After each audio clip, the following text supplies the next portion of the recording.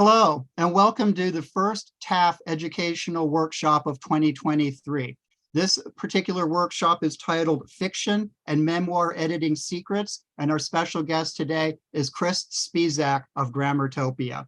Many of you will remember that Kris was one of our presenters in an earlier Right Now conference. She's been a tremendous fan of, supporter of Triangle Association of Freelancers, and we're really delighted to have her join us today. I'm going to read her bio real quick, and then I'm going to turn it over to Kris. Kris Spisak knows that well-written words and well-told stories have the ability to change the world. She wrote her first 3 books, Get a Grip on Your Grammar, 250 Writing and Editing Reminders for the Curious or Confused, the Novel Editing Workbook, 105 Tricks and Tips for Revising Your Fiction Manuscript, and the Family Story Workbook, 105 Prompts and Pointers for Writing Your History to help writers of all kinds sharpen their storytelling and empower their communications. Her Grammartopia events and Story Stop Tour programs follow the same mission. Her debut novel, The Baba Yaga Mask, was inspired by her family's experience in the post-World War II Ukrainian diaspora and has been called, quote, a complex poetic tale by Kirkus Reviews. Her 5th book, Becoming Baba Yaga, will be published in 2024 by Red Wheel Wiser Publishing. Kris has been spotlighted in Writer's Digest and the Huffington Post for her work as an editor and author dedicated to helping other writers. When not working on her own projects, she is an active speaker, workshop webinar leader, and creative strategist. Kris is a member and former board of directors chair of James River Writers and is also a member of the Alliance of Independent Authors, the Virginia Writers Club, and the Women's Fiction Writers Association. Folks, please give a warm welcome to Kris Spisak. Hey. Thank you, everyone. I know the Zoom experience is a different experience and we're all so used to it, but it is just so nice to actually see everyone or see a number of faces here and everything. I'm going to share my screen. So let's see if you are with me. Or is everyone with me? Yes. Yes, excellent. Okay, let me start here. Okay, excellent. All right, so here we are today, we're talking about fiction and memoir editing secrets. No matter what you write, whether you are a poet or a journalist or a playwright, or you love writing jingles for advertisements, whatever it is that you love to write, I think you'll take a lot out of this throughout this workshop, and I'm going to talk about a lot of different things. However, when I talk about characters, I want you to think about that because a character can be fiction, but a character can also be you. A character can also be someone in your life who is a part of the story that you're writing. A character can be a subject for an essay that you're writing or an article that you're writing for a magazine. So I always like to give that disclaimer as I begin. As I talk about characters, that's not necessarily only a fictional term. I'm using it to cover all of this territory today. So I want to make sure I start there. So as Dawn said in the opening, thank you, Dawn, I really have such a belief that stories can change the world. Our world, if we're telling them to our children at bedtime, our world in our professional lives, our communities, the greater trickle effects beyond and beyond beyond that affect the ages. There are stories that last, and how magic is it that we have words that can be recorded and that can last over time. My favorite story to start off a workshop like this is the story of a very famous tale that was about the king of Persia meeting a soldier on the battlefield a long, long time ago. And the king's name was Xerxes of Persia, and he was fighting a Spartan soldier named Leonidas, a Spartan general. Tell me if this is familiar to you. And they met on the battlefield, and all of a sudden you have the Persian king Xerxes saying to Leonidas, "We will fire so many arrows into the sky, then we will block out the sun." And then you have Leonidas, the Spartan general, answer, "Then we will fight in the darkness." Boom, boom, boom. This line of dialogue was written by Herodotus, the father of history, if you will, over 2,000 years ago. This line of dialogue was in the Hollywood trailer for the movie 300. How cool is that? If you capture the right words, they can linger. Not to say that you will be in the Hollywood of 2,000 years from now, but the right words stick in people's minds, and we have that power. So that's what we're going to be diving into today. I hear a number of you through the Triangle Triangle Association of Freelancers, Triangle Area Freelancers. Excuse me. I hear a number of y'all are writing with Writer's Digest these days, and I was putting some of these together in here. I've done a number of different series on editing for Writer's Digest, so I have kind of some of these as we're splitting up our topics. But I want to start with this idea of editing as a way to empower your work by bringing your story to the next level. But here's a little known secret. Editing doesn't just mean looking for typos and grammar mistakes. So often when we finish our rough drafts, we are so proud of ourselves, as we should be. You should toss up that confetti. You should toast whatever your drink of choice is. Celebrate that moment, but then don't necessarily go to the first sentence of your work and start your editing process there. It's more than punctuation. It's more than looking at any little imperfections. We need to look at the greater structure of the whole to see, are you achieving your goal for this project? So we're going to talk about the different levels of editing, because if you writing your rough draft is you dumping all of the sand into the sandbox, all of that sand is dumped, but it is not yet a castle. You have to kind of take your stages of taking all that dumped sand and then forming the rough shape. And after you have the rough shape in a really good space, then you can take your seashells and you can decorate it as you would like. Then you can take your final little brush, little perfection mode to make sure everything is perfect. But you can't start dusting off the seashells if you just have a big lump of sand. So I always want to tell people we need to make sure we're starting our editing and revision in the right place. And that's what we're going to be working through today. But as Dawn said, I really love language. Language is really fun. So I'm going to just make sure keeping everybody on their toes here. If you're ready to pitch your manuscript to an agent or a publisher, why shouldn't you call it your fiction novel? You can turn on your microphone or you can put it into the chat. Well, it's redundant. Yes, thank you, Joel. Yes, as someone who works with so many writers, I see this a lot. People talk about their fiction novel, but it's redundant. As Joel says, it kind of flags you that you are new at this game. And publishing is many wonderful things, but you never want to flag yourself as someone who is new and inexperienced. A fiction novel is redundant. A novel, by definition, is fiction. If you want to talk about your fiction book, your fiction manuscript, sure. You can talk about your nonfiction book. But fiction and novel are both talking about the same thing. So don't say this. Thank you, Joel. Okay. So as we're talking about your memoir, as we're talking about your novel, but again, this pertains to so many other things, I'm going to take you into some kind of corporate speak, but I promise, stay with me. It'll get you there. I want to talk about finding your book's mission and what that means. Because when someone asks you, what is your book about? There are two different ways you can answer this, but if you are speaking to someone, it's one thing. But if you know in a sentence or two what you are doing with your book, you can use that mission as an editing tool to make sure that you are staying on topic, on pace throughout your entire project. So what do I mean by this? My little bubbles are right in the way. Let's see if I can do this. Okay.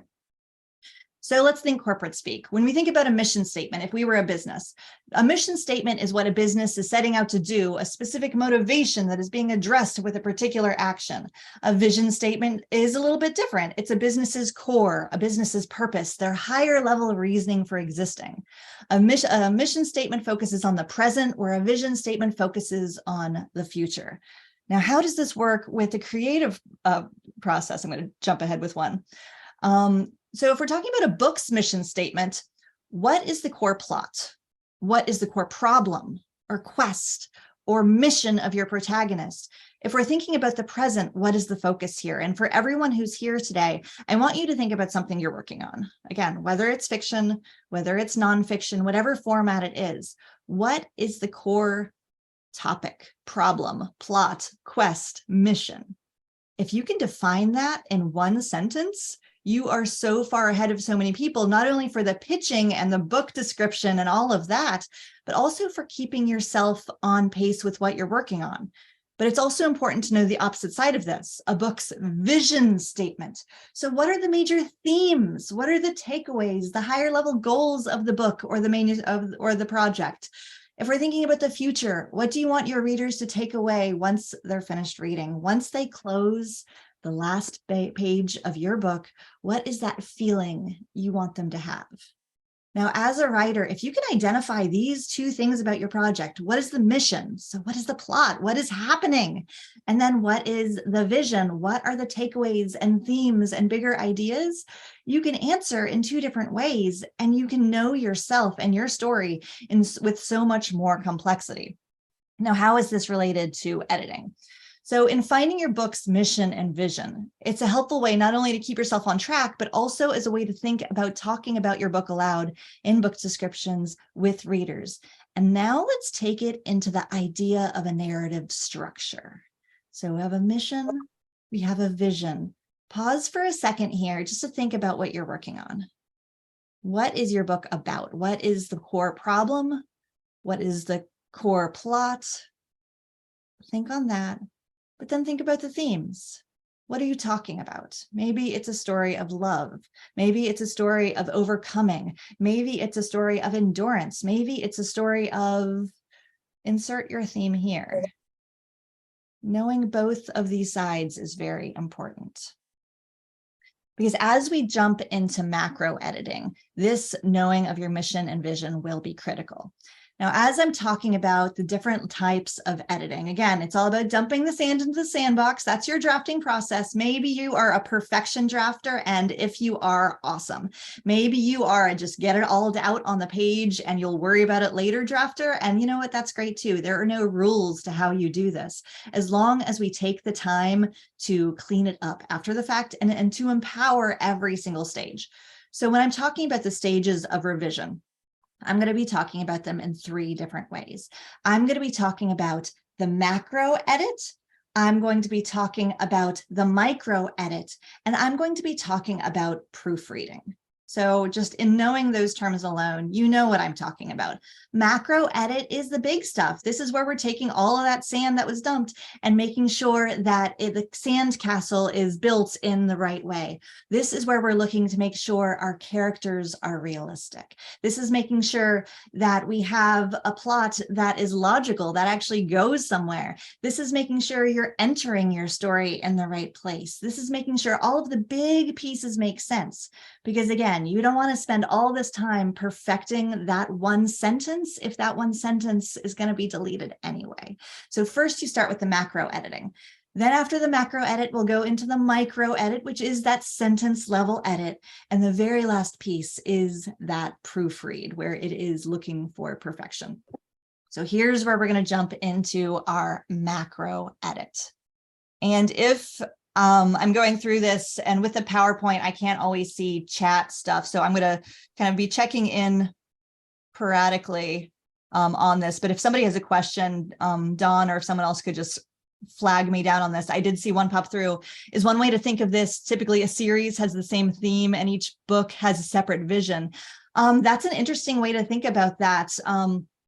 In a series, you kind of want to think about it in terms of the theme is the same kind of on a whole series often, where you have this overarching, I guess you could do this in two different ways dependingly. It's a really good question.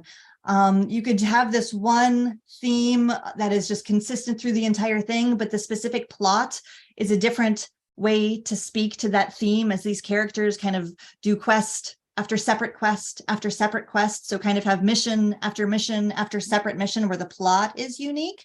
But there is this feeling that every single time someone closes a book in your series, they'll have that same feeling of, oh, I just have that that heartache. I just have that triumph or whatever it is. Sometimes that works.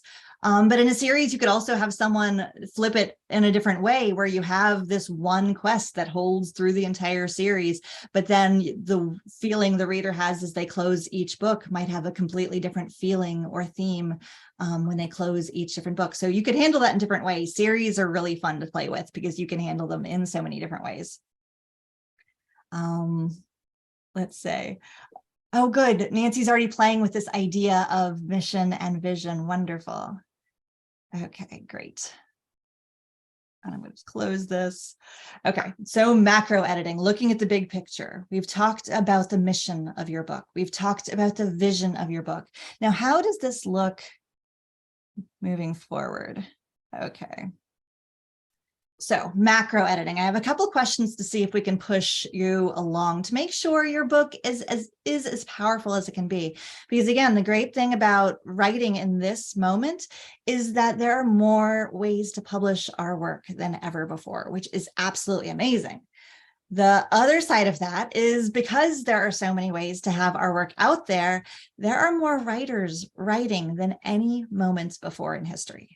Just think on that. It's amazing, but it's also a little bit intimidating because you have a lot of competition. There are only so much time people have to consume the written word. So we need to make sure our work shines. So this is how we begin the macro edit, that big picture edit. Question number 1. Does your story have a strong narrative drive? So this is where you want to check yourself. Is your book a selection of scenes, or is it a well-structured story? And there's a difference here. There are, yes, books that are collections of short stories put together. But if you're working on a novel, if you're working on a memoir, it isn't just a collection of stories. It's not just a collection of anecdotes. It's a cohesive story with a singular mission, a singular drive, a singular force that is pulling its way through.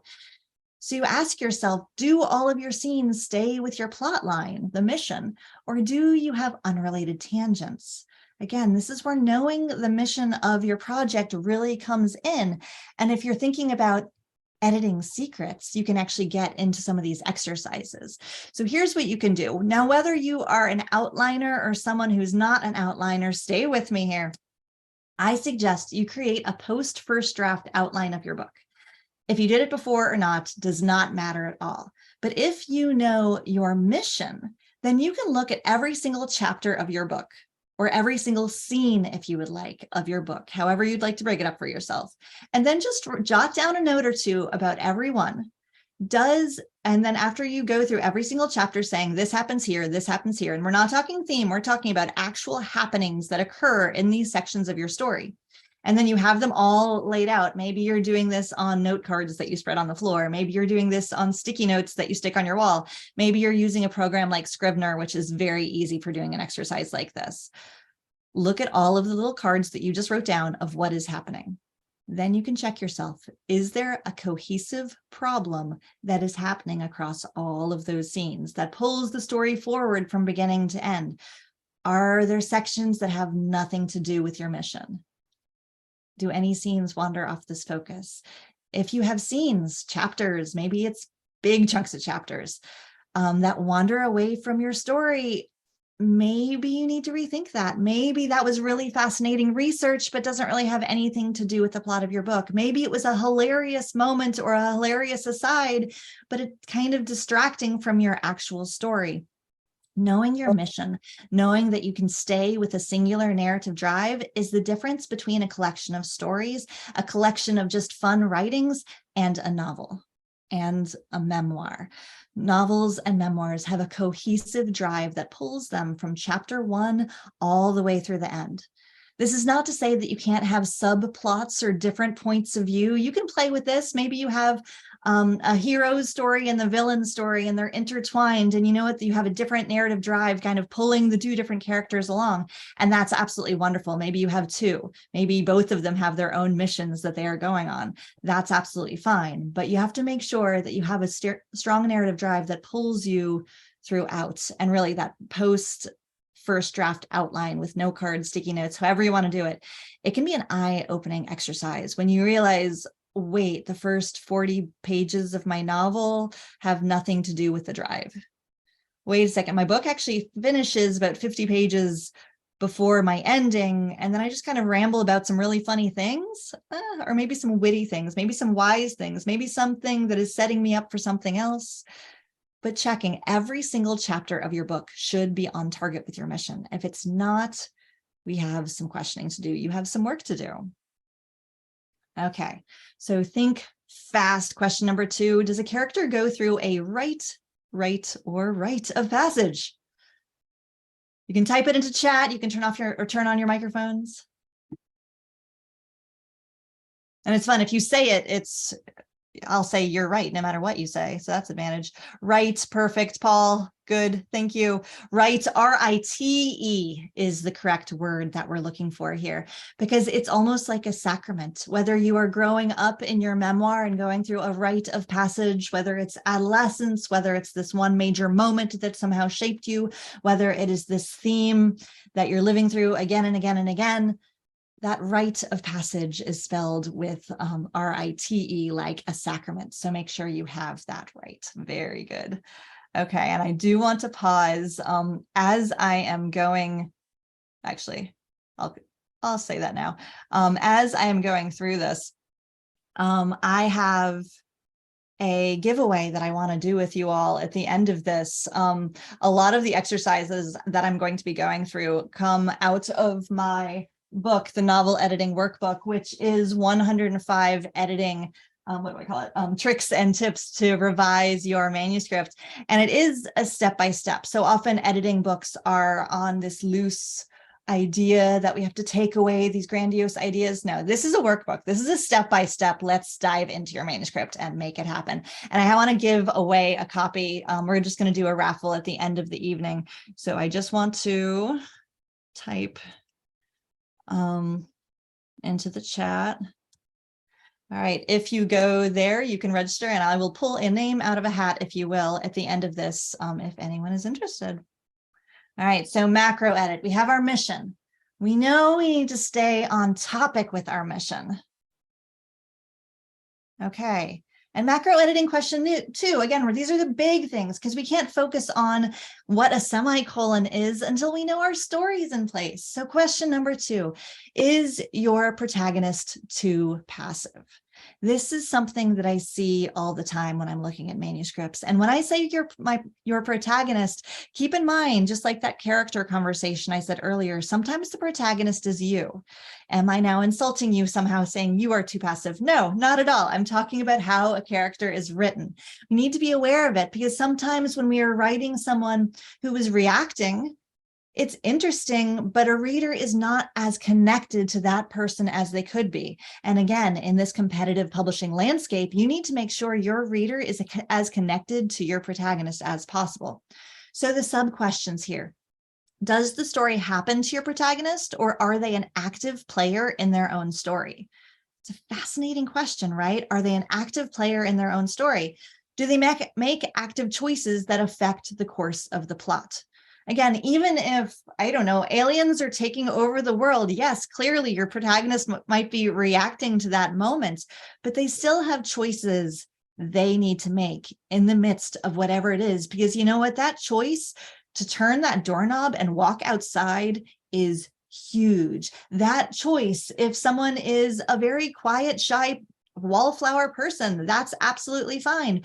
But their choice to, you know what, go walk their dog on the other block today, maybe that just transforms your entire story. And it's a small choice. The fact that maybe they decided to skip breakfast this morning, I don't know what it is. Big choices. They picked up the gun. They decided to name the person's name who they fell in love with. Whatever it is, big choices, small choices. But being active is what takes a reader and have that connection so much closer. Because when someone makes a choice, whether it is the right choice, whether it is the wrong choice, whether it is a choice where we don't even know what's going to happen, the reader suddenly sits forward because they're interested, they're curious, they're on the protagonist's side because they want to see what's going to happen next. They want to see if that was a good choice or a bad choice. If someone is only reacting and then reacting and then reacting, it's less interesting. We don't even know that person as well because they're just dealing with something. But even small ways of actively dealing with something can be powerful. Okay, so how do you check for this? So seek out all of the moments in your story where the direction of the story changes because of a choice or action of your protagonist. If you can't find any, you have some work to do. So think about your story in progress or wherever your story happens to be sitting. Again, whether it's a story about you in your own life, whether it is fiction, where does your protagonist make a choice, big or small, that shifts the plot of the story? Those are huge moments, and you need to make sure that you have them within.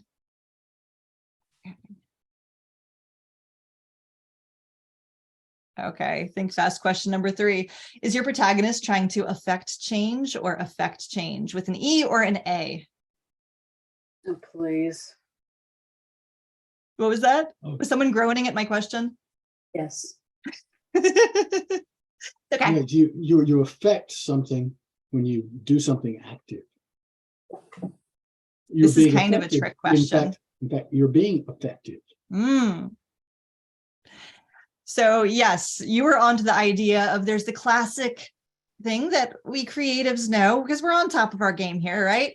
That when you're influencing something, it's the A. It's if a verb, it's an A. If it's a result, it's the E. However, there are certain exceptions to this rule, and this expression is actually one of them. If you are trying to affect change in the world, it's actually spelled with an E. Mind blown, because the English language is just coming from way too many directions, and there are sometimes rules coming from Ben Franklin and Shakespeare, and they mesh up in strange ways. And this is one of those examples. To affect change is actually correct with the E. Okay. So macro editing question number 3. Are you balancing your story elements? We all have our favorite parts of the writing process, and maybe your favorite parts of the writing process are different from day to day, or maybe different times of day. You love writing description, or you're really into dialogue in the afternoons or something like that. Or just maybe you're someone who is just an action person and you just love writing action, or whatever it happens, or narration, or whatever it happens to be. But the talent of a skilled writer is knowing that you can't just pick one. If you're only writing dialogue, that might just be a screenplay. If you're only writing this beautiful poetic narration, maybe you should lean harder into poetry. A well-written novel, a well-written memoir incorporates all of these different story elements. So let's kind of dive into the sub-questions here. Does dialogue sometimes exist on a black movie screen with no sense of setting or character positioning, body language, action, or movement? If you're someone who loves dialogue, it's something that happens. It's something that you're writing and you're writing and you're writing, and you realize there's nothing happening outside of this dialogue. This is just a black movie screen with talking on it. It's a radio show, not a novel. It doesn't work very well. I guess I should say not say radio show. I should say podcast. Is that better? Okay, so next sub-question. How can your setting, action, narration, and dialogue be more empowered when woven together? So let's look at that list again.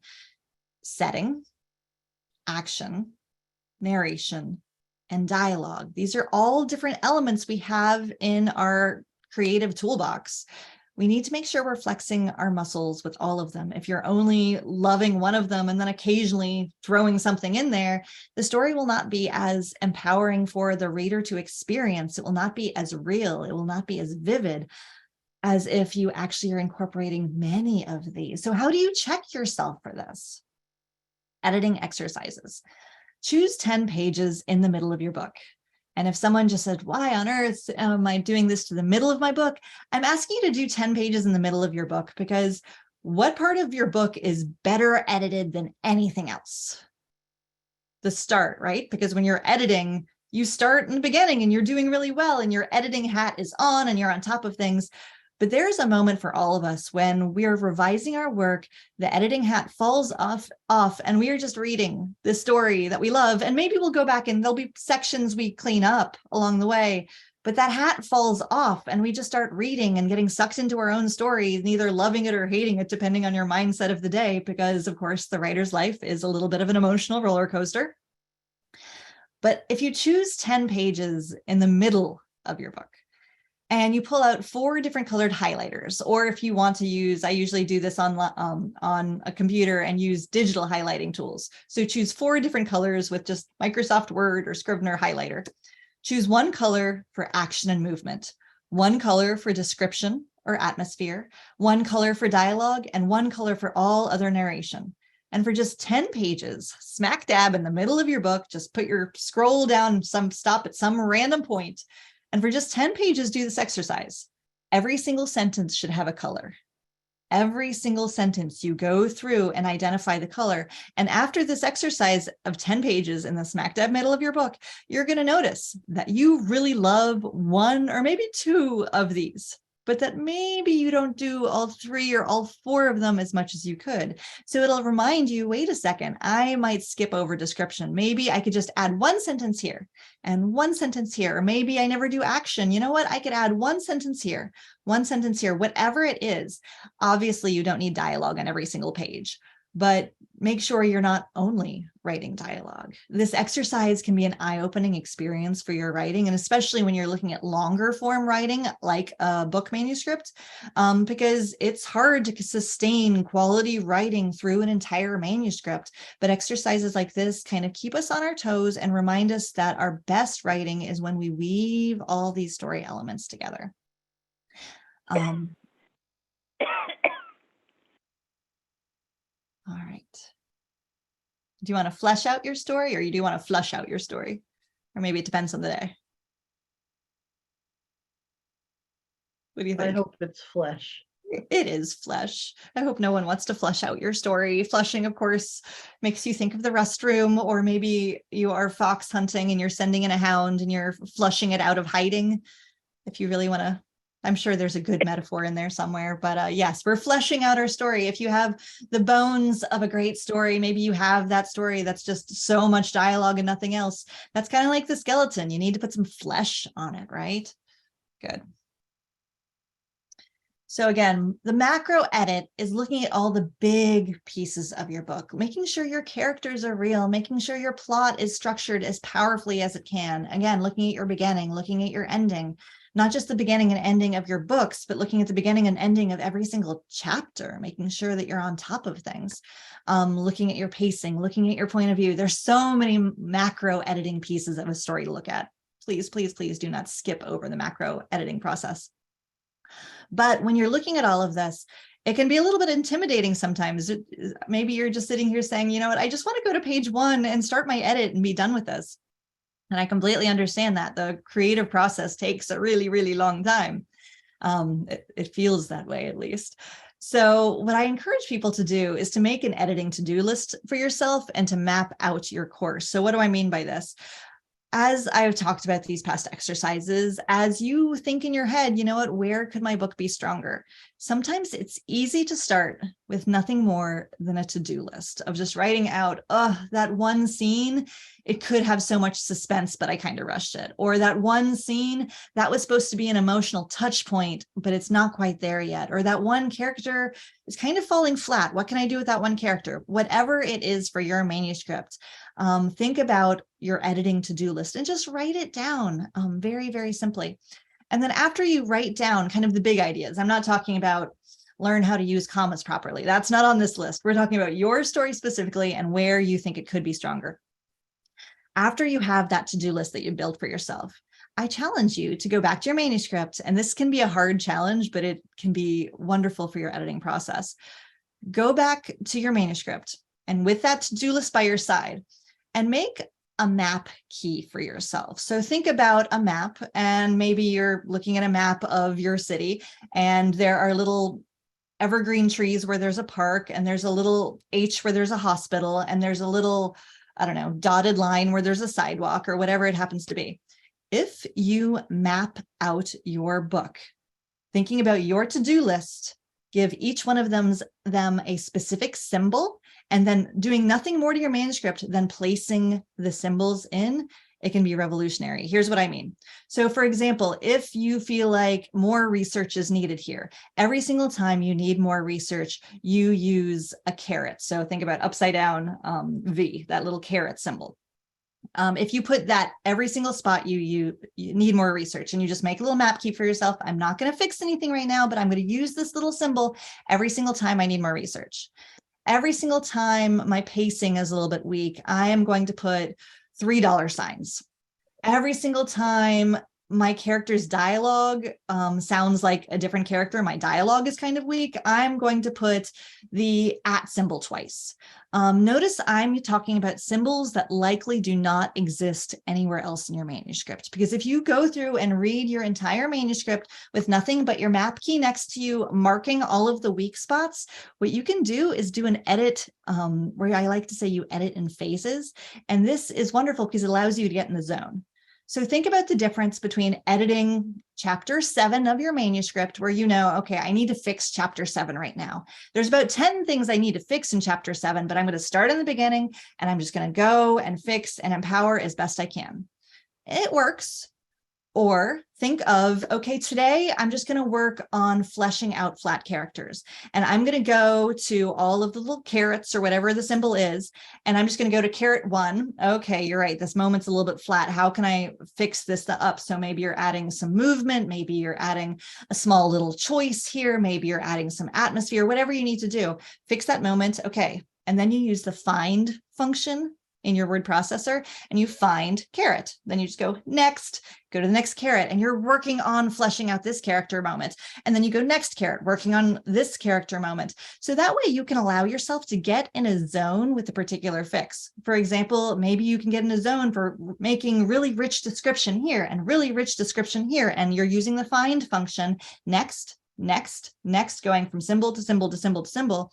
So it's not fixing 100 things within one chapter. It's fixing one thing, symbol by symbol by symbol by symbol through your entire manuscript. You can get in the zone with how to fix it, really empower it, and then you pull out that to-do list and you cross an item off. How amazing is it to cross an item off of a really challenging to-do list? But doing this edit in waves, you can say, you know what? I just fixed every single beginning of every single chapter. Did that. Okay, I just fixed all of the places where I needed to add more research. I can now check that off the list because I went from, I don't know, I went from double asterisk to double asterisk to double asterisk. Some people do this and they leave notes for themselves in the manuscript. Maybe they do it in brackets, maybe they highlight sections, but I really encourage you to use symbols that exist nowhere else in your manuscript. One, because they're really easy to use the find function, Control F, use the find tool to look for specifically in your manuscript, and you can go one to the next to the next. And secondly, because it's really easy when you're finishing up your manuscript to realize that you forgot something and you sent this off to the publisher and, oh gosh, there was that whole paragraph that was still highlighted. I can't believe I did that. But you can't search highlighting in a manuscript. You just have to use your eyes. But if you use tools like this with specific symbols for different editing processes, suddenly you can seek them all out. And then before you send it to a publisher or an agent or Amazon, Kindle, whatever you're doing, you can double check to make sure it's 100% clean. It's important. And it'll be 100% clean and your checklist will be done. Win-win. Okay, so again, there are many other macro editing strategies. We could spend all night on this, but I want to make sure we're covering all of our necessary territory. So that's the macro editing. Now we're moving into the micro editing, empowering every line to empower your story. Does this matter? It absolutely does. Again, I want to remind you how many people are writing these days, how many people are pitching their memoirs, how many people are trying to get reviews on Amazon, how many people are out there trying to get people to read their work. It's a competitive marketplace right now, which is amazing that we can all get our stuff out there. However, the stuff that is written as powerfully as possible is what will catch on. It is what will sell. It is what will earn you your next book deal and whatever it happens to be. And that's what I want to be talking about in this section. Again, editing is not a singular process, but the Swiss Army knife of creative tools. Again, we're not just looking for commas. We're not just looking for typos. There are so many more pieces of revision than just fixing grammar. The first piece I want to talk on here is the power of verbs, not only getting them correct, but using them to get your reader's attention, because as with all other things, sometimes we fall into ruts with our language use, and verbs are a wonderful, wonderful example of exactly this. Okay, so verbs should do more than just be. What do I mean by this? I mean, rethink your usage of the verb to be. Sometimes we do not realize how frequently we use was, or were, or is, or are, any form of the verb to be. It's kind of our go-to. It's a great word. It's an all-powerful word.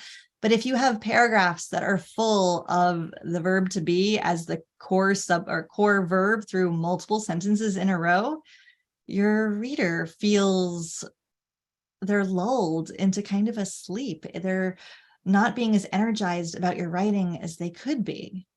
So again, one of my favorite tools that you're going to be hearing me saying again and again is this find function. Again, Control F. I'm a PC person. I'm not an Apple person. I'm sure there's a similar Command F something on an Apple.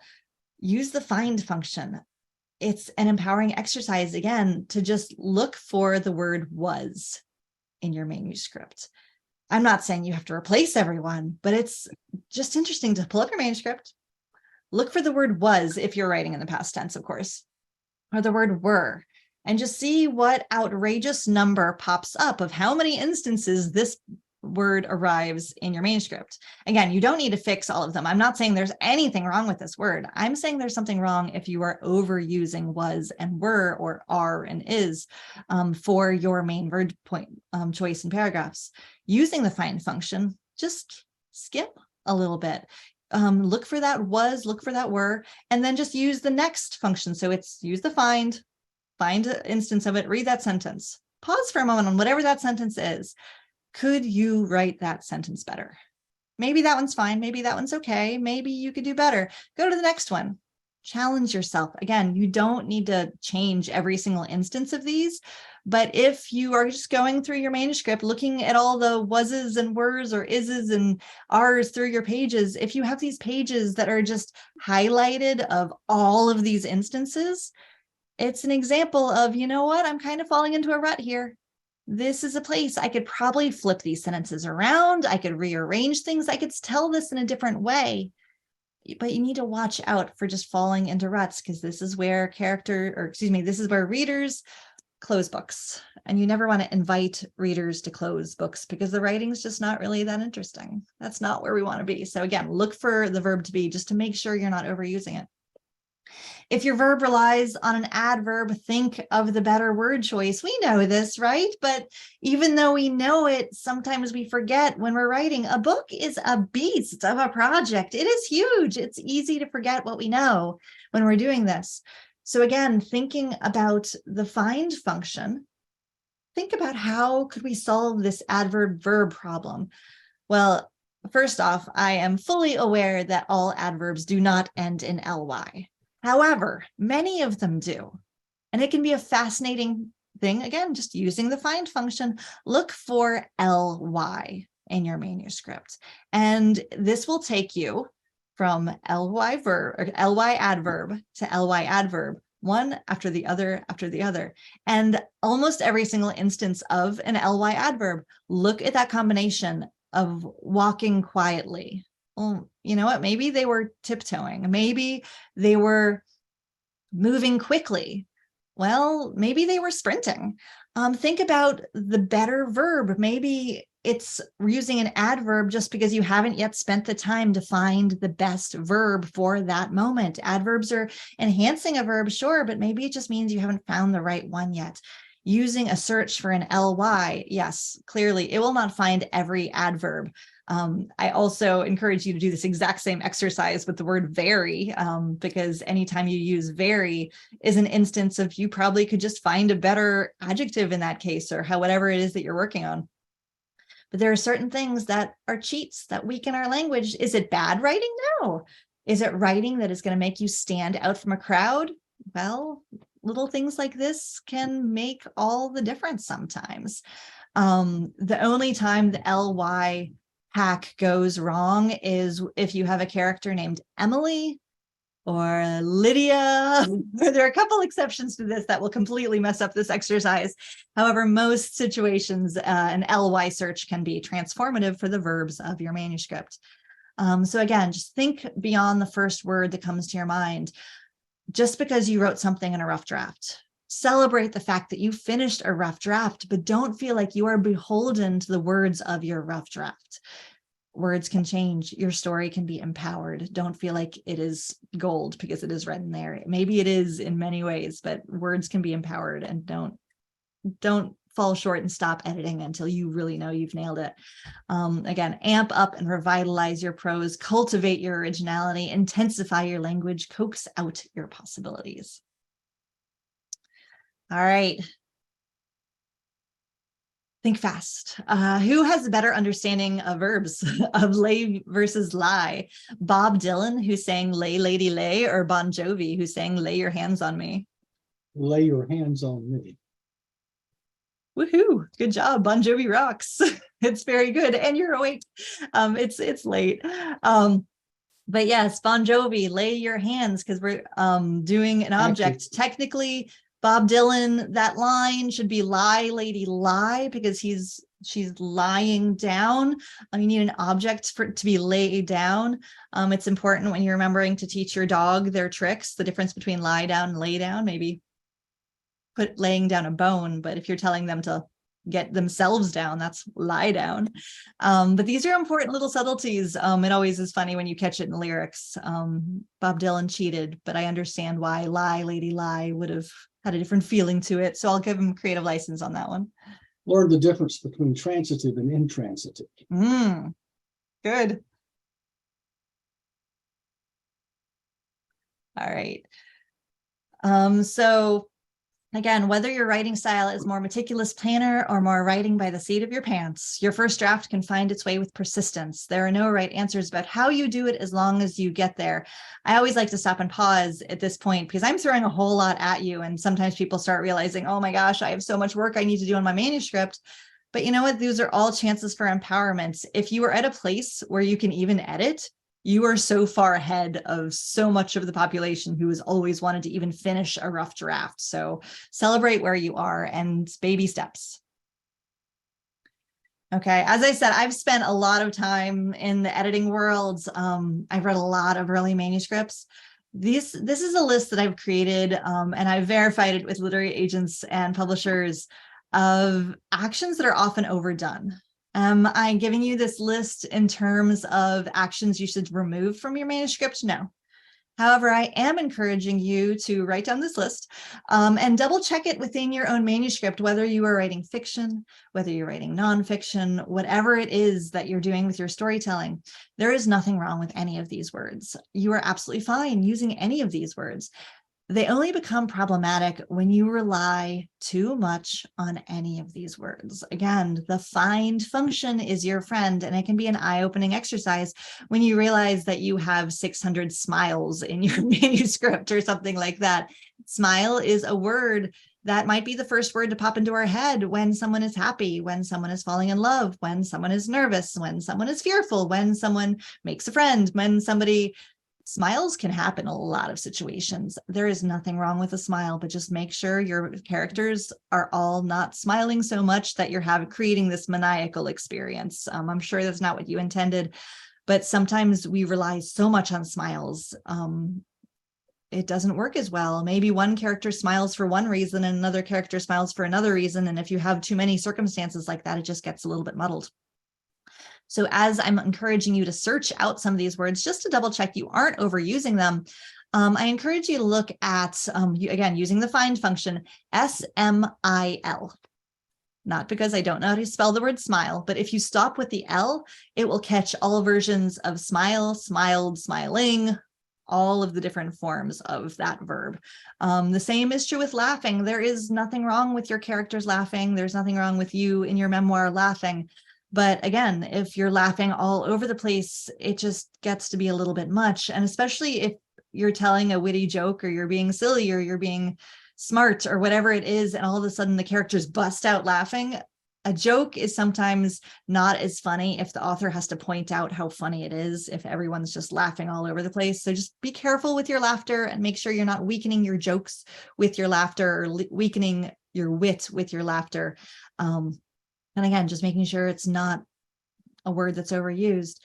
Other verbs that can often fall in the same category, when people are sad, they can frown, of course. But if there's a whole lot of frowning going on, it's just one of those verbs that just pops up a lot. The same is true with sighing, in the same way that people can sigh because they're frustrated, they can sigh because they're bored, they can sigh all over the place in early drafts of manuscripts. Use the find function, look for the word sigh, be amazed at how often it pops up. Maybe this isn't you, but I'm giving you this whole list because I bet you anything that an early draft of your manuscript, you fall victim to one of these words just being all over the place. I skipped winking for a purpose because I wanted to pause on it. I'm curious how many of you here this evening actually wink. And maybe I have a room full of winkers here. Not that many people actually do. If you think about it, think about the people you know in your life and people who wink. There might be some people you know who wink. You might be one of those people, but it's kind of a rare trait, except in early drafts of manuscripts. And early drafts of manuscripts, people wink all over the place. So just be careful you're not overdoing the winking as a personality trait, especially if you have multiple characters winking, it gets a little bit much. As with everything I'm saying, are these hard rules? No, maybe you have some characters with some winking joke that carries through your entire novel and you have everyone winking and it works. Who knows? But just be careful and be thoughtful with these verbs. Any verb having to do with the eyes, looking, glancing, meeting eyes, catching eyes, anything having to do with eyes. Sometimes when we're writing dialogue or when we have two characters interacting, the first thing we think of are the eyes and eye movement because we're visual creatures. This is how we experience the world. But watch out for making sure your dialogue is not only surrounded by eye movement, that your characters do not only interact and move their eyes. There's so much more to work with than just the eyes. Similarly, some go-to verbs, gesturing, moving, turning, those three, I swear, those are like the three words that someone's like, I need to make my characters move. I am going to make them gesture. I am going to make them turn. There's nothing wrong with these words. They are wonderful in first drafts and they can be wonderful sporadically throughout our manuscripts, but just make sure that every single character is not doing multiple of these movements on every other page.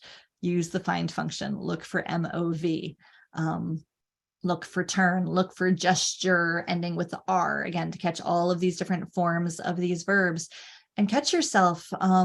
Same thing with raising eyebrows, same thing with nodding. This is just my personal list that I've created over about a decade of being an editor and reading a lot of early manuscripts. These are just some overused words, nothing wrong with them, but watch yourself because you don't want to sound like every other writer. You want to sound as empowered as possible. You want to sound like a pro. You don't want someone to notice the repetition in your language. And another place I really like to talk about enhancing our language and our sentences is talking about showing versus telling. It's classic advice we've heard so many times, but I like to talk about it specifically in terms of emotions. When the effort to be understood shifts from bonking the readers on the head with the point, whether the point is big, whether the point is small, or rather than letting them realize it on their own. And to that end, reconsider your usage of feel and realize and any emotion word. So what do I mean by this? So think of someone you know. Maybe it's someone who is at your house with you right now. Maybe it's somebody who you know really well, who is a good friend. Maybe someone is a loved one. Think of someone who you know really well. Just picture that person in your head. if that person was going to walk into the room where you are right now, you would probably know exactly how they're feeling. Because when we know people really well, the way they carry themselves, the way their face is, the way they move, they do not need to hold up a sign like Wile E. Coyote that says, I'm happy, I'm sad, yipe, or whatever it happens to be.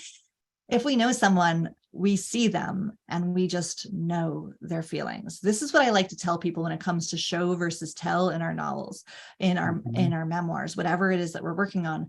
We want to have our readers know our characters so well that when they appear on the page doing something, your reader's going to say, oh my gosh, he is furious, or oh my gosh, why is she so upset, or whatever the circumstance is.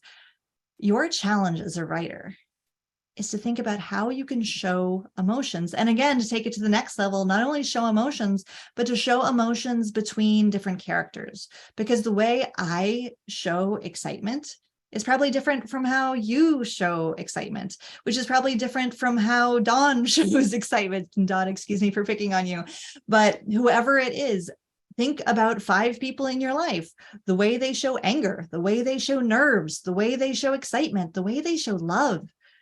Everyone shows these emotions differently. So if you really want to geek out on the process, the way I handle this is I actually make out a spreadsheet. If you just cringed because I said spreadsheet, it's okay. Listen to me and then you can ignore, but just listen to me for 1 second. What I actually do is I make a spreadsheet where I list all of my major characters along one axis, and then I line up all of my major emotions that happen in my book on the other side. And then I start filling in the blanks. That character A, when she is scared, this is kind of her thing, that whenever she is scared, she always lifts up her chin and kind of stands up a little bit straighter, and that's just her tell. It's just like a poker game, right? That's her tell. But every single time that she is in this other circumstance, you know what, she's going to find something and she's going to be playing with something, that she's going to be fiddling with something in her hands. She's going to busy her hands doing something. And that's just going to become her thing, that whenever she's feeling this other emotion, that's going to become her thing. This is great for people watching at a coffee shop or anywhere else. Watch your family, watch your friends. Everybody has tells, and tells are linked to different emotions. If you can write your characters in a way where after your reader sees them through a couple scenes, your reader knows at a drop of a hat that character walks onto the page and they are crumpling up a paper ball. Oh my gosh, we know he has this angry moment right now, not because you in the narration said he was feeling so angry. No. He was crumpling up this paper ball, and your reader is attached and they understand him and they are so connected with him. Again, connecting with your readers by showing, by letting us know those characters and all of their subtleties. This is where you get to avoid those simple words like smile and frown and all of that so many people overuse. If you are showing unique characters, showing different emotions in different ways, suddenly it's a profound reading experience rather than saying, using the emotion words. Again, this is an exercise. Use the find function. Look for the word nervous in your manuscript. Get rid of it. Challenge yourself to never use the word angry. Challenge yourself to never use the word happy. Never use the word content. Never think of any emotion word you can think of. Search for it in your manuscript. And if you find it, challenge yourself. How could you show that emotion throughout?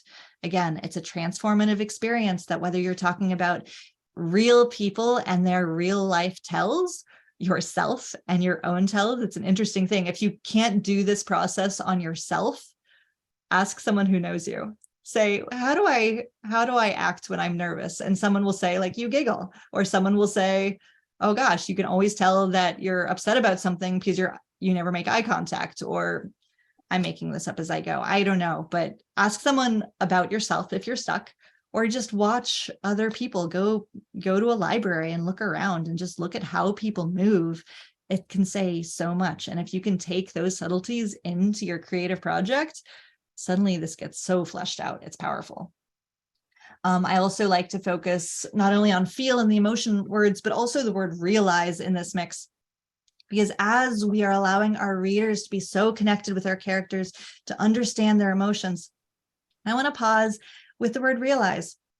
whether you're writing a mystery or a thriller, or whether there's just any epiphany that happens anywhere within your book, what is more powerful? Is it more powerful for a character to realize something and then for the writer to write on the page and she suddenly realized that da da da da?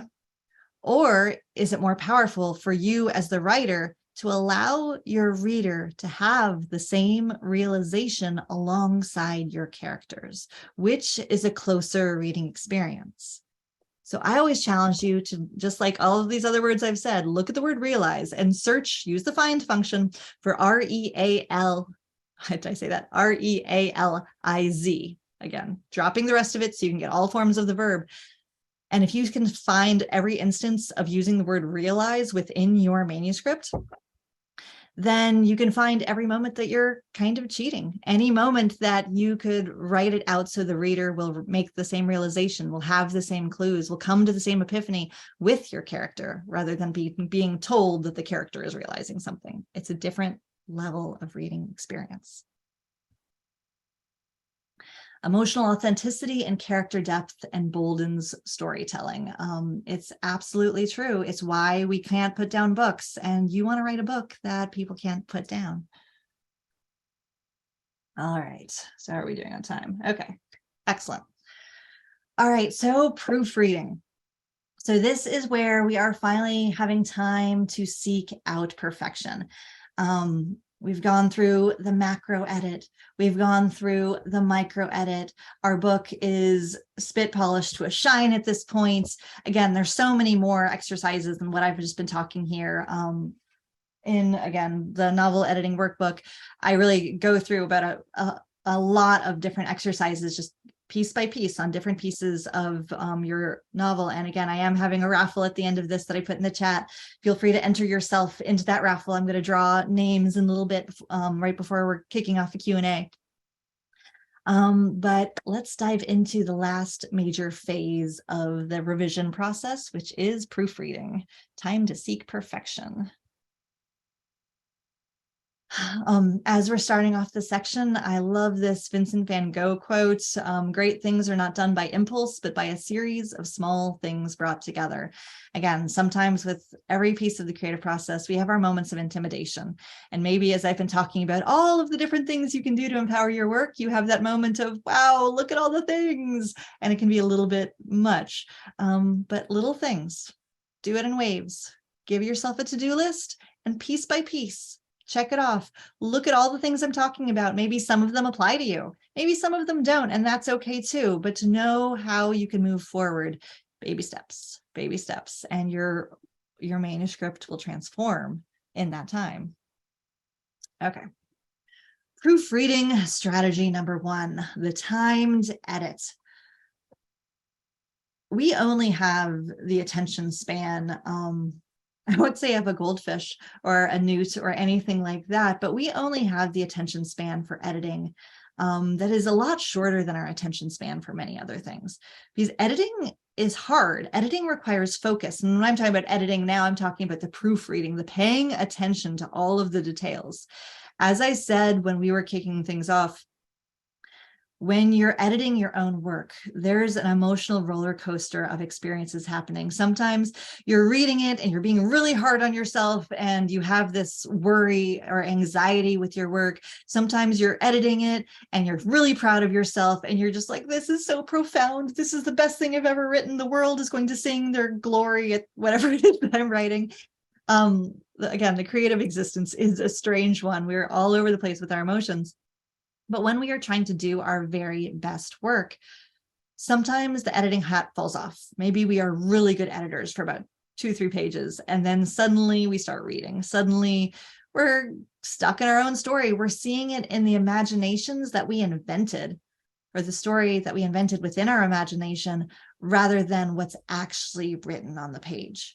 So what I always remind people is to start off with a timed edit, because if you set a timer for yourself, and again, a timer, an egg timer, a cell phone timer, whatever kind of timer works for you, set a timer for yourself for 10 minutes, for 15 or for 20, don't go longer than 20. And if you're only starting this, I encourage you to start the first time just with 10 minutes.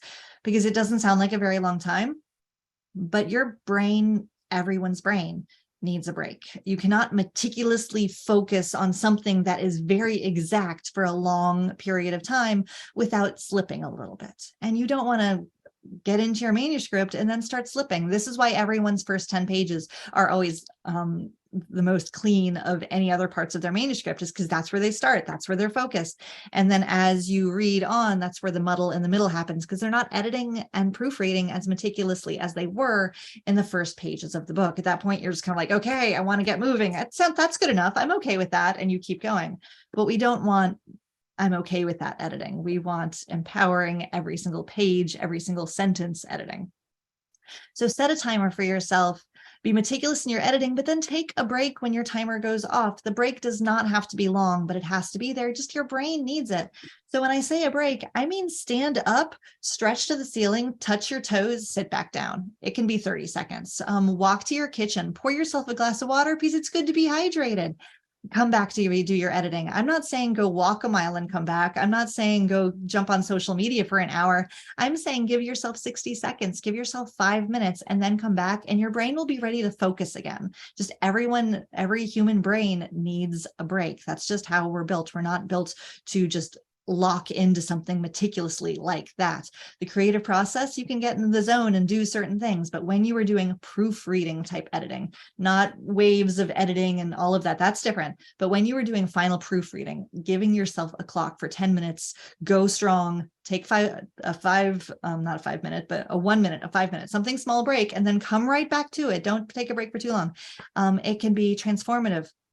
Probably the best shape I've ever been in my life was I was on a tough deadline, but I knew I needed to push through a proofread.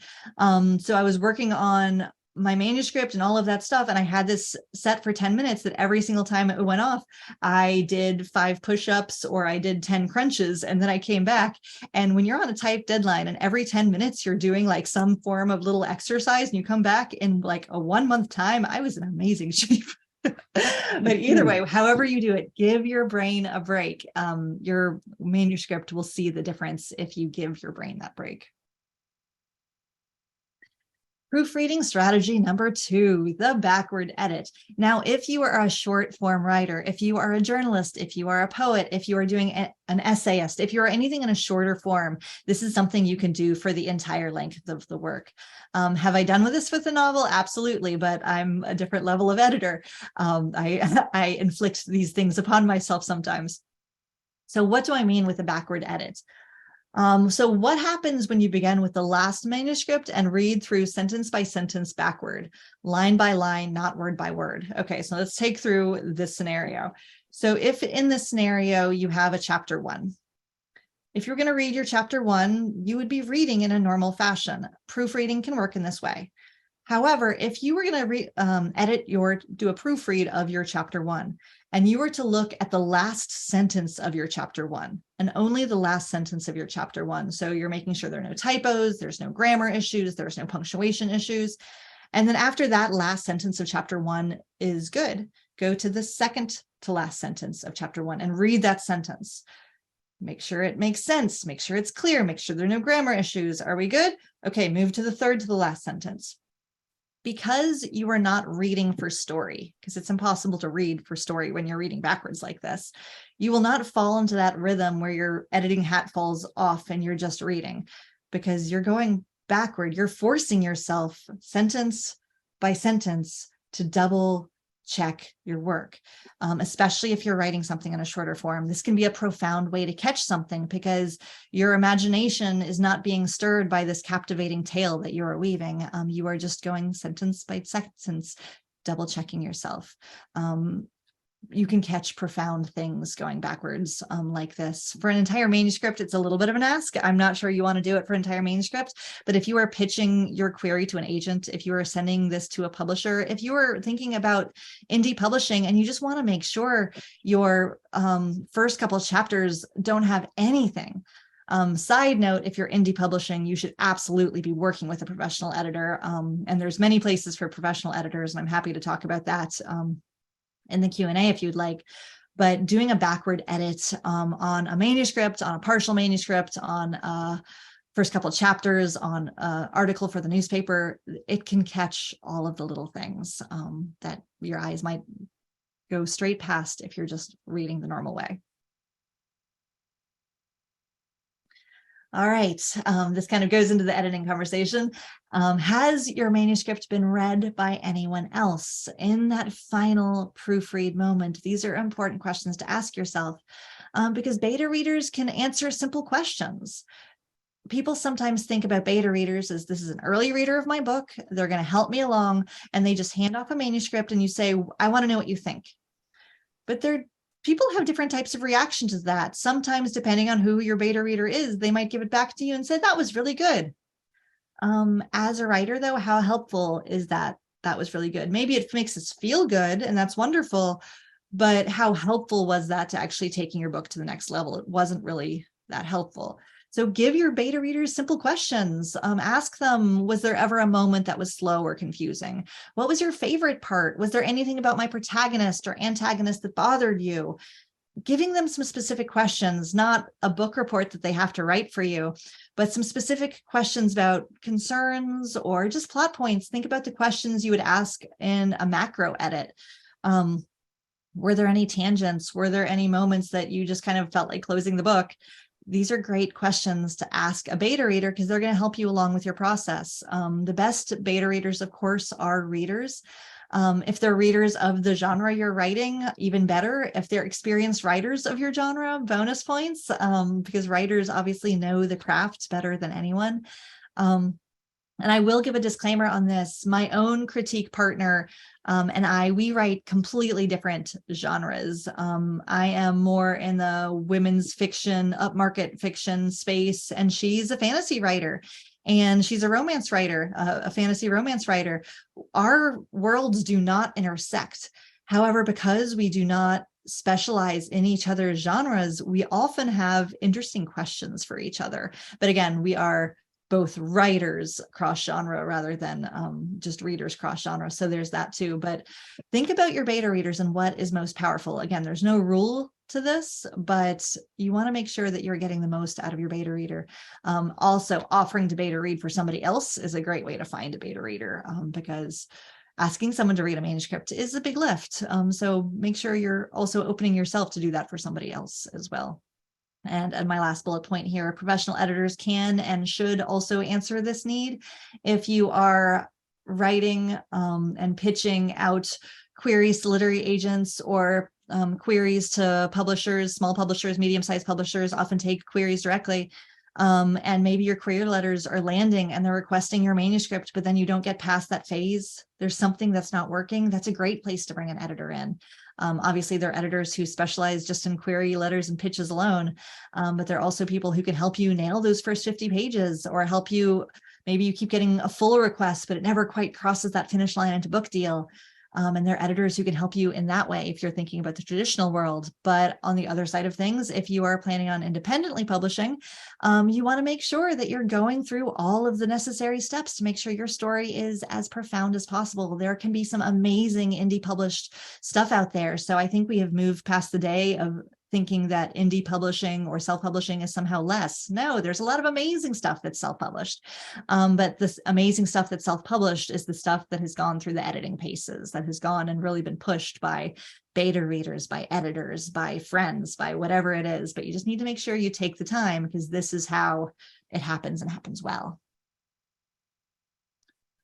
Okay, last question of the evening. Is dedicated self-editing going to take your manuscript further or farther? I shouldn't think it would make a difference. Well, I guess it depends on if there's a road trip involved or not. Mhm.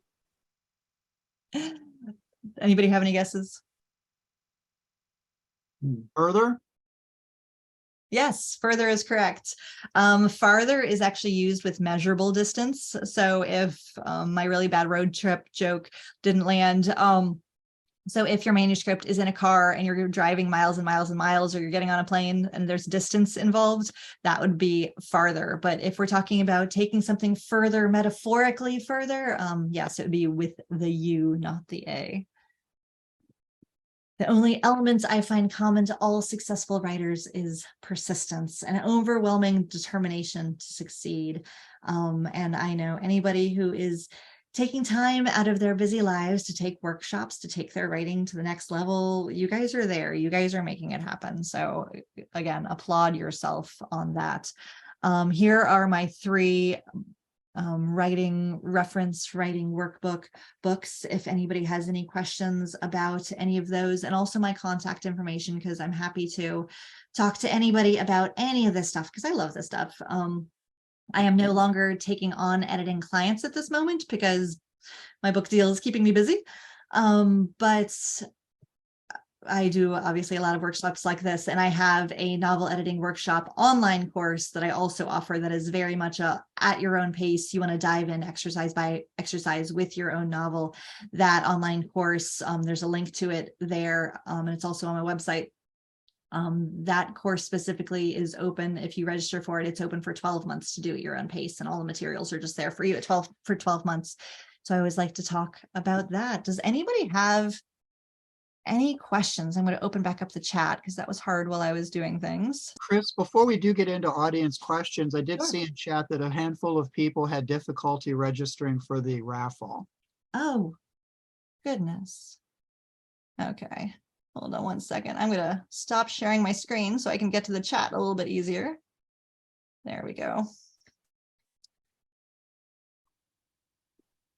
Okay, so I'm going to try this again. So I'm going to go through the process myself. So if you click on that link there, if I click on that link, it takes me right there. Does that work better than the first one I shared? Let's see.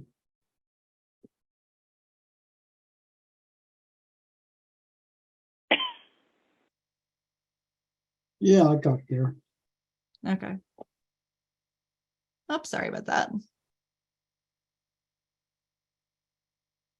Oh, that's good. So as we do Q&A and chat about things, if anybody wants to register for a free ebook on editing, jump on in there, and we'll do that raffle shortly. But I just covered a whole lot of territory in an hour, 15 minutes or so, because I like to just remind people about how many different pieces there are to this editing puzzle, how much we should celebrate our own victories along the way, but to push ourselves, because again, we live in such a unique era. I think I read something about 3 million books were published in English last year. Think about that. 3 million books. That's a lot of books. And some of them were probably rushed out and not that high quality, and those are not competition you need to worry about. But that's a lot of books. So you just need to make sure that if you're doing this, you need to make sure that you're going to stand out amidst the mix. Does Kris, anybody? is there a modern work, a modern novel that in your opinion hits all the bases when it comes to talking about all the things you talked about this evening, the action, the dialogue, the characters, all of that? Is there a particular thing you would recommend that in your opinion really knocks it out of the park? In terms of a novel or memoir, who knocks it out of the park? Yes, yeah. Give me a second on that. One's not jumping to my mind. Let me pull up. I ask the hard questions. You do. And it's really good that you do, because I'm going to pull up one second. So there's something that's on the edge of my mind and I can't think of what it is.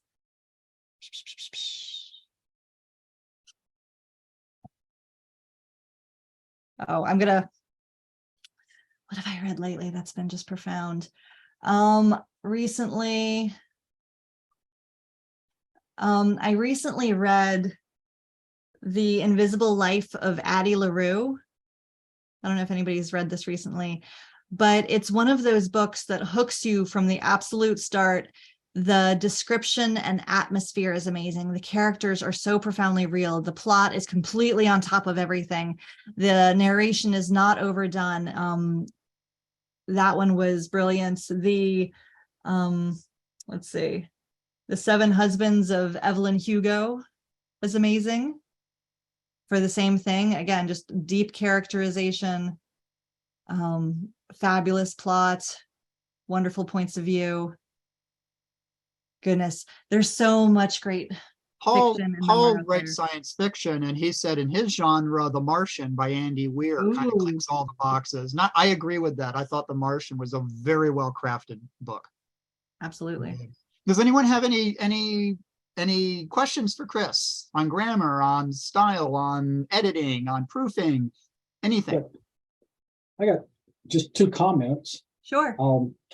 My father wrote series action novels, 117 in a 17-year career. Wow. So he gave me a checklist one time on how to write an action thriller. Mhm. And one of the things was, your villain can never, ever be stupid, because your hero has, your hero has to be at least as big as the villain. Right. And the other thing I'd like to comment on is, when I wrote a novel in 2008, I had something like 80 beta readers, and there were still typos. But but one of the things that was wonderful, I had not realized about, some beta readers are English teachers who will just go through and find all the comma splices. Other people may have surprising information that they read in your book and will pass it along. I had one guy who his hobby was making models of passenger liner ships, and he told me the name of a particular passenger liner that would have been used, blah blah blah, in that. And another fellow was the state's public health transmittable disease specialist, and he said, boy, you hit it just right. You must have had family stories about the great influenza epidemic. And I had to confess to him, I didn't. I had to make it all up after research. Research. Yeah, but that's one of the things I found, was that each beta reader will bring you some gift the others don't necessarily. That's a wonderful contribution, Joel, because it's absolutely true. And people have their different specialties. Some people, as you say, look for the grammar. Some people look for the punctuation. Some people are character people, and they're going to tell you when that one character didn't ring true at the end of that chapter. They didn't understand that motivation for why he or she did that. And some people care about all the historical details and all of that. And on a similar note, I see somebody asked about editing, and I can answer that question about how one finds professional editor in a moment. But editors are the same way. When you're looking for an editor, there's this blanket idea of an editor, but editors specialize in different places at the same time. You have editors who specialize in the macro edit. This is what a developmental editor is, not teaching you developmental basics of writing. Developmental edit helps you develop, make sure your story is as developed as it could be. Sometimes that developmental editor is called a story editor. It's that macro level edit. And some people specialize in just that. When you're looking for an editor, you want to make sure you're finding someone who specializes in what you need. There are copy editors, of course, and the copy editors are going to be working in, or the substantive editors, you'll also find them called, are going to be working in that micro edit, where they're going to be looking at empowering language as well as fixing the grammar. It's kind of that little mix of a happy spot. The substantive editor is kind of that place between copy editor and developmental editor, where they're kind of sitting in that in-between macro, micro, doing a little bit of both. Copy editors do a little bit of the micro and a little bit of the proofreading. But even after you go through all of that, there are some editors who specialize purely in the proofreading. If there are places in your story, there are flaws in your story logic, anything like that, and you ask a proofreader to go into your book, a proofreader will look at your punctuation and make sure you don't have any typos, and make sure your spacing is correct and all of that. And of course, at the end of all of that, people often forget about formatters. And I always bring them into the editing conversation, especially for those who are considering the self-publishing route, because your formatter is going to make sure not only that your book looks good on the inside, to make sure your alignments are correct and your indentations are all matching and that you don't have some weird split. I had a formatter once catch a couple words that were broken with a hyphen between two lines, and it ended up making a curse word, and just because of where the hyphen was, and you split a word, and I had no idea that you split this word, and oh my gosh, now my character's cursing, and that was not the intention of the word. So a really high quality formatter, or proofreader for that matter, will catch little things like that. People have specialties, beta readers have specialties, and it's important to know what you're looking for and what you're asking of someone, because you just say, I need an editor. A good editor will ask you more questions. There are a lot of people who say that they're editors and I will edit any genre, I will edit anything you need. Ask that person more questions. Maybe they are, maybe you just need to tell them the lane and they will be all in. But make sure you have that conversation, because if they just say, okay, I'm going to go edit your book for you and you're paying the money, don't just pay the money if you don't know exactly what you're getting out of that process. If you're looking, someone said, how do you find a professional editor? There are lots of ways. So I always recommend going through groups that you know. I don't know if TAF has kind of a approved list of editors in Richmond, Virginia. I'm a member of James River Writers, which is a great Central Virginia writing group. There's a list of editors on their website. If you're writing in a specific genre, there are many national and international writing groups that are genre specific that have lists of editors on their websites or on their member pages that can help you find that. And then just talking to writers that you know and asking for recommendations. Always, always, always ask for recommendations, whether it is someone you see a website listed on an organization you know, or otherwise, always make sure you have some sort of reference of who they have worked on or someone you can talk to, because again, they're just as much as there's so many writers in the world trying to get published, there are a lot of people out there who will happily help writers to do things, but not all editors are equal. So just make sure you do your research as you would anytime you're hiring someone to do work on your house. If you're hiring someone to do work on your book, do your research, get your references, make sure they're reputable, make sure they know what they're talking about, to ask them questions about past projects. Some people give sample edits just automatically. Some people do sample edits upon request. Some people do kind of examples of different things. Do your research on that. But again, just ask questions, make sure you know what kind of edit this is, because that's very important. It's also, again, important to make sure if you're hiring an editor, they should be a specialist in your genre. When I edit, I never edit science fiction and fantasy because I do not know the tropes of that genre, and I don't want someone to pay me money and I'm going to miss something big just because I don't know epic fantasy tropes. So I wouldn't do a fair job on that. So I wouldn't want to do that for someone. So you just want to make sure if you are writing nonfiction, if you are writing memoir, whatever it is, find an editor that specializes in that. There are a lot of good folks out there. Is there a ballpark amount of time to allocate for all 3 phases of self-editing? That's a really good question. I realize that varies based on the initial draft and the editing skills, but at minimum, a writer might spend blank hours editing per number of pages. That's a really great question, Catherine. I have known people to say, you know what, I have my rough draft, I have a plan of action, I am going to take 1 month and make it all happen. And I've seen that done. I've seen people do it in 6 months. I've seen people, I mean, it's a range. It depends on kind of how many hours you're willing to dedicate to it, and just how meticulous you are in the process. Just as with crafting or any other stage, it takes time and motivation to get yourself through all of this. But again, making out those to-do lists that you can check off one by one will get you there. And just think about what makes sense for you in your book and your own life, because we all have our lives to live and we're all balancing jobs or children or pets or whatever, parrots here on the call. So just think about what makes sense for you and how much time you can realistically put in. Make sure you're not saying, I'm going to make all this happen in 2 weeks. If just your life realistically cannot make it happen in 2 weeks, it's okay.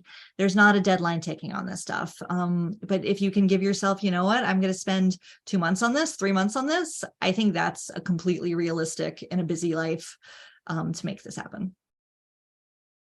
Any other questions for Kris? Pat? Can't hear you, Pat.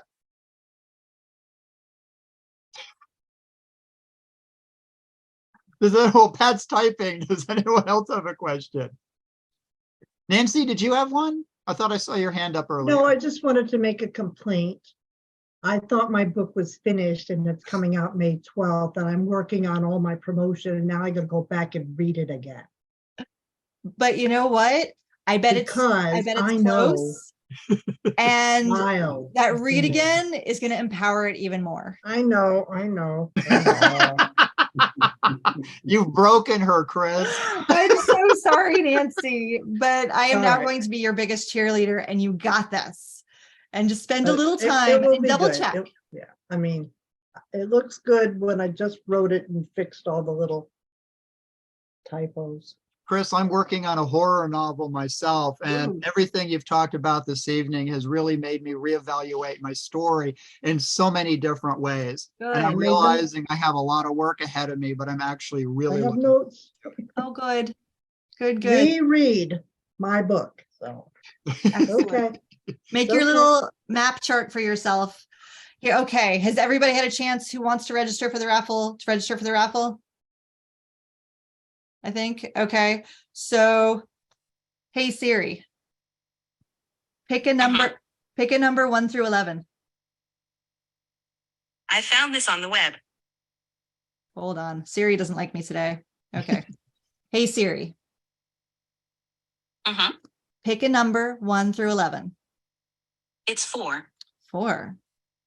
So that means our winner is Drew Becker. All right, Drew, congrats. All right. And because you registered here, I have your email. So I will email you your book. Congratulations. Thank you.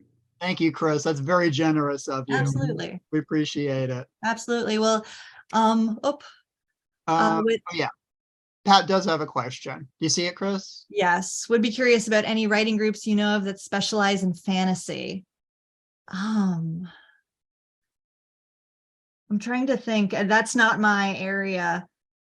I want to say there's a like Fantasy Writers of America or something like I that. believe there is. And I don't know the name, but if you Google Fantasy Writers of America, the correct word will probably pop in there. That's a terrible answer. Cool. Any other questions? Oh yes, excuse me. My writing partner's the fantasy writer, and she's amazing. But I'll talk about her another day. All right, Kris, I think we're good. This was fantastic. Yeah, very Just useful. absolutely wonderful. Thank you so very, very much for joining us tonight. This was great. We really Absolutely. appreciate it. Very, very educational. Wonderful, and it was Round of fabulous to applause. jump into Raleigh this evening. Pardon? It was fabulous to jump into North Carolina this evening. Well, enjoy. You live in Virginia, I take it. Yes. Is that correct? Yes. Tell us really quickly, tell us about the writing organization that you belong to. Sure. I belong to James River Writers. They're a group that's about 500 members strong around Central Virginia, Richmond area specifically. They have a big conference every single fall where literary agents galore are lined up, as our authors and editors and publishers from across the country come into town. It is my favorite weekend of the year, every single year, full of inspiration and learning for no matter where you are in your writing career, you take something out of this conference. So I Kris, when your absolutely- conference comes around, send me all of the information and I'll share it with our membership. We're not Absolutely. having a conference in 2023 because we're doing other activities in Mhm. celebration of our 20th anniversary, but we are definitely ramping up huge in 2024. So Excellent. once we're going, we'll share your stuff if you'll share ours. Absolutely. Sounds good. Great. Thank you again. Absolutely. Great seeing you, Terrific. Don, and happy writing, everybody, and happy editing. Take care, everybody.